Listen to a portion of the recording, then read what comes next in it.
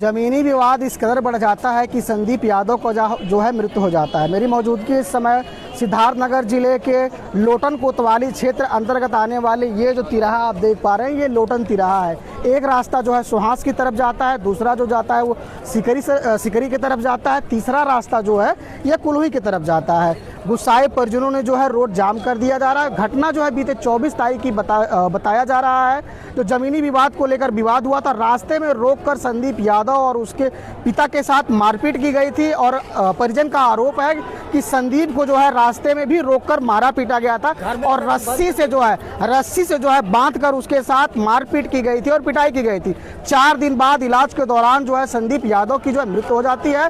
परिजन और जो उनके चाहने वाले लोग हैं वो आकर लोटन तिराहा जो है जाम कर देते हैं। मौके पर पहुंचते हैं सदर के सीईओ और बांसी के सीईओ और कई थानों की पुलिस पहुंचती है और मान मनौवत में जुटी रहती है, कार्रवाई के लिए जुटी रहती है। वहीं परिजनों का लगातार ये मांग है कि संदीप यादव को जो है न्याय मिले, कोई भी दोषी इसमें बचे ना। और पीछे साफ तस्वीरों में हमारे साथ देख सकते हैं, पीछे पुलिस है, आगे जनता है, डीएम सर आगे हैं। अभी झड़प भी कुछ हुआ है, अभी माहौल जो है कुछ शांत है। लगातार पुलिस प्रशासन ये समझाने में लगी है और हमारे साथ बातचीत करने के लिए भैया क्या कहना चाहेंगे लोटन घटना को लेकर, संदीप यादव घटना को लेकर? निश्चित तौर पर कानून व्यवस्था मर चुकी है और योगी की सरकार में आपने लगातार देखा है कि नौजवानों की हत्या हो रही है, महिलाओं की हत्या हो रही है और कोई आम आदमी सुरक्षित नहीं है।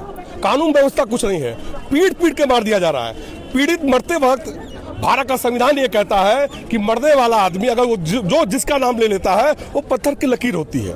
लेकिन पीड़िता जब वो मर रहा था, जब इलाज के दौरान उसने अपना बयान दर्ज किया कि फलाने लोगों ने मारा है, तो अब तक पुलिस प्रशासन हाथ पे हाथ क्यों रखी है? भैया 24 तारीख की घटना है। 24 तारीख को जो है उनके पिताजी को और संदीप यादव को रास्ते में रोककर संदीप को बताया जा रहा है उनके पिताजी द्वारा कि बांध के मारा गया। इलाज के दौरान रात में उनकी मृत्यु हुई है। अब आप सोचो कानून व्यवस्था कहाँ है?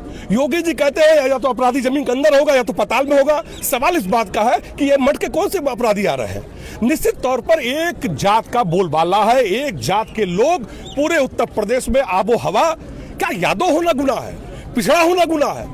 एक 22 साल का नौजवान जो अपनी भविष्य के लिए, अपने परिवार को आगे बढ़ाने के लिए उसको पीट के मार दिया जा रहा है। भैया प्रशासन के द्वारा लगातार ये सख्त रुख अपनाया जा रहा है, गाड़ियों का जो है लगातार चालान करने की बात कही जा रही है, उनका फोटो खींचा जा रहा है। अब आप सोचो, प्रशासन चौराहे पे शाम को चालान करता है। प्रशासन जहां 2 नंबर काम होगा उनका ध्यान देगा। अगर प्रशासन एक एसओ, यहाँ सुनता हूँ यहाँ के जो एसओ साहब है बड़ा रील बनाते हैं, अपने यहाँ तो सिंघम बनाते हैं, तो रीलबाज आदमी, अगर वो रीलबाज आदमी जरा सी नैतिकता बची होती तो पीड़ित एक लगभग 4-5 दिन वो आदमी इलाज के दौरान था, अब तक गिरफ्तारी हो जानी चाहिए थी। आखिर मैं फरंदा विधानसभा चल के क्यों आया हूँ? क्योंकि हम समाजवादी विचारधारा के लोग हैं। समाजवादी जहां भी जुल्म होता है, अत्याचार होता है, हम उसका खिलाफत करेंगे। और मैं आपको भरोसा विश्वास दिलाता हूं, निश्चित तौर पर अगर प्रशासन किसी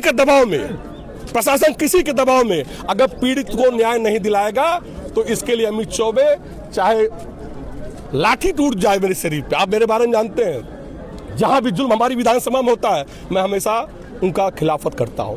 यही के राघवेंद्र सिंह विधायक जी है ना, जो अपने आप को मसीहा बनते हैं, डुमरियागंज के, मुस्लिम बहनों पे जब उन्होंने आरोप लगाया था तो मैंने उनका विरोध किया, मुझ पर मुकदमा करा दिए।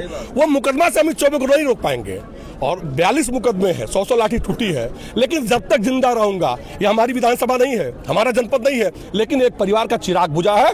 उस परिवार के साथ कंधे से कंधा मिलाकर अमित चौबे, समाजवादी पार्टी, मेरी विधानसभा के लोग चलेंगे। और मैं आपको चैनल के माध्यम चेतावनी देता हूँ प्रशासन को, अगर उस रीलबाज एसओ पे कार्रवाई नहीं होती है, दोषियों पे कार्रवाई नहीं होती है, तो निश्चित एक दिन इसी हफ्ते के अंदर एक इंकलाब और जिंदाबाद का नारा निकलेगा और जितने भ्रष्ट अधिकारी हैं, पुलिस के लोग हैं, दोषी हैं, उनको जब तक सजा नहीं मिलेगी तब तक ये कार्रवाई नहीं रुकेगा।